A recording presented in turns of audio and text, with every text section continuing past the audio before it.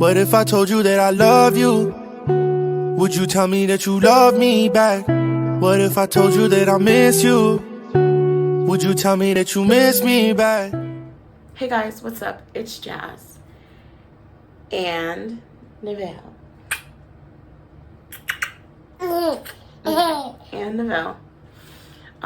Welcome back to my channel. Before I get into this video, make sure you guys like, comment, and subscribe, and turn on that post notification bell so you are notified every time I drop a video.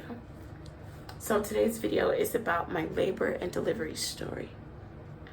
So everyone knows he was born on November 3rd, 9/23. Basically, before November 3rd, I actually induced my labor. So October 31st was when I went into the hospital and told them and made it. I called the nurse over the phone to schedule an appointment to induce my labor at 39 weeks, because they told me like you have to be 39 weeks in order to induce your labor. So basically, I called her on the phone and I told her I'm 39 weeks. Is there any way you guys can see me, tomorrow? So I called her the day before October 31st, and she goes, yes, you can come in tomorrow, October 31st. And you just gotta go to the labor and delivery and tell them why you're there. So the next day rolls around and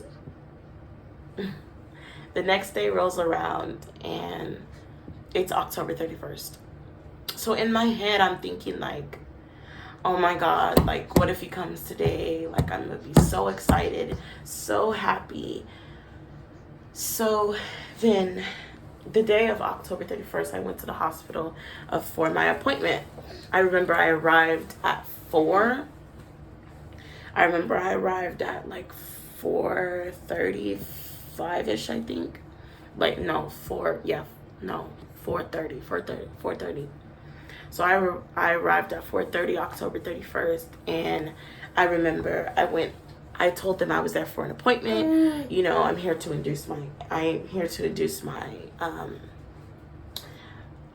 induce to get induced, basically. So then she was like, oh, you're here to induce your labor. And I'm like, yeah.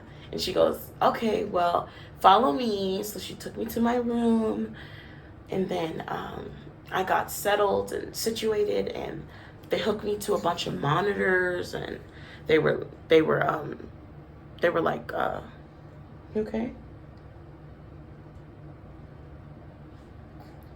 They were monitoring my my contractions with a belt they tie around your stomach to monitor the baby's heartbeat, the contractions, I don't think they monitor his movement, but I think they just monitor like contractions and the baby's heartbeat. So after she hooked me up, she actually left for like 15-20 minutes. And when she left for like 15 or 20 minutes, she came back and told me I have to take this medication, to start the induce process. So she gave me one every 2 hours. So basically she'll give it to me every 2 hours. And then after that she said that when my water breaks, I can't eat anything. So from there, like I couldn't eat anything. Like when your water breaks in the hospital, you can't eat anything. You're in there starving. Like literally, you can't, like once you get the epidural, you can't pee, none of that. But I'm gonna get into that in a minute. So before my water had broken, she gave me the medication. Like I was eating like a little bit, but then after like an hour of her giving me like medication, I started contracting. Like the pills were like fast working. Like I felt it all in my stomach. I felt every single thing. Like, and then they gave me Jello, and I started eating Jello, and I couldn't even eat the Jello because I started puking and throwing up, and I was just all over the place. So it was kind of like, oh, I don't want to eat, even though my water hasn't broke. I thought there was something wrong, but she had looked at me to see if how far I was dilated, and she said, oh wow, like you're 1 centimeter dilated already. And I'm thinking to myself, I'm like, wow, like that was quick. I'm thinking like these pills are gonna take forever. He's never gonna get here. I want to hold my baby, and I'm just getting so irritated. And then the next day came around, November 1st. So on November 1st, I woke up and I started feeling so many contractions all in my stomach. I started feeling every single thing. When I tell you these contractions hurt like hell, these contractions hurt like hell. And mind you, I didn't even get no epidural yet. So I'm in the bed laying down. I'm all over the place hurting. I don't feel good. And I'm just like, oh my God, like these contractions are killing me. Is there anything you guys can give me? You know, anything to numb the pain a little bit? They was like, yeah, we can give you epidural, but it's going to wear off by the time you're ready to push him out. And then I was like, no, I don't want to get the epidural now. So I had to go through the pain. I was 1 centimeter dilated. Within 2 hours of November 1st, I jumped up to 3 centimeters. And basically me feeling the 3 centimeters, that's when everything started getting really bad. So, and then after that, I started feeling everything. And like, I wish, like, I know some of you are not pregnant, some of you could be pregnant, some of you have probably already had a baby, but I'm just saying, like, if you're like a woman and you know how these contractions feel without epidural, like they feel like hell. They feel like someone is just like, I want to say, like grabbing your insides and just turning them inside and out. That's how it felt to me, even though this is my first child. And I didn't even know about this experience until after I had him. And it was just so much I was going through within that day, within 2 hours. And then I was already 2 centimeters dilated. And then after that, within 3 hours, I was 4 centimeters dilated. And then after 4 centimeters dilated, they kept on saying, do you want the epidural? I kept saying no, because by the time you start to push, you're going to feel everything. So the fact that I didn't want to feel anything, and then, okay? And then November 2nd comes around. So then when November 2nd comes around, basically, I jumped up to literally like 6 centimeters dilated, November 2nd. So I was 16 centimeters dilated. So basically they asked me if I want the epidural. And it was like the morning of November 2nd. She kept asking me if I wanted the epidural. I told her no. But then I was actually thinking, I'm like, oh shit, wait, I'm 6 centimeters dilated. And then I remember what my mom said. She said, oh, once you're 60 centimeters dilated, you won't be able to get the epidural at 7 centimeters dilated, because you'll be literally already open.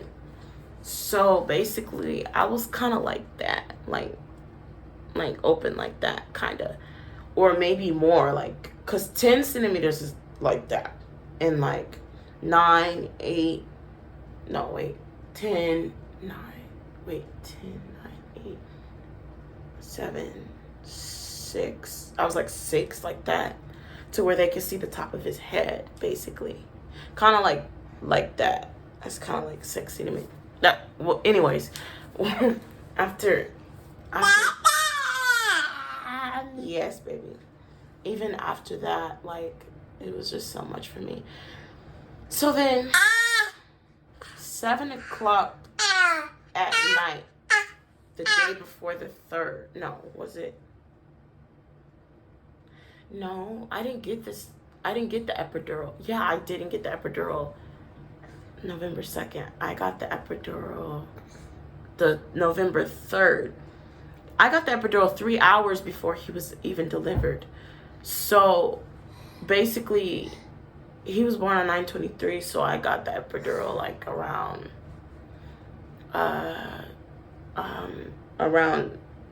oh my god, I can't even think. You okay?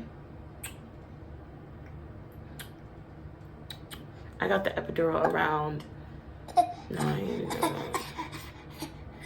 7, was it 6? Hey guys, sorry, I had to charge my phone. It died and everything, but I didn't charge it that much, so I only got literally like a few minutes to talk. So right after they gave me epidural, they put me on a pee bag. Right after they put me on the pee bag, he was born 3 hours later. So they gave me the epidural at 6, and you okay, baby? And after they gave me the, oh my God, what was I saying? Okay, baby, sorry. Right after they gave me the epidural at 6, they put me on a pee bag. And then right after that, he was born 3 hours later. He was 8 pounds, 3 ounces at 9:23 p.m. at night. Come here, baby. Come here. At 9:23. 9:23 at night. And he was just a healthy baby. Yeah. You ready? You ready to take a nap? You getting fussy, huh? Okay. Oh, good. We gotta say goodbye. Thank you for clicking on this video. Again, we're on the road to 1,000 subscribers. We love you guys. Thank you, JJ family. Thank you for everything that you guys are doing to me. Make sure to follow me on Instagram. Oh, baby. On Instagram, Snapchat, and Facebook. We love you, JJ family.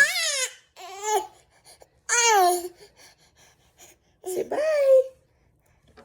Say bye. Say bye, JJ fam.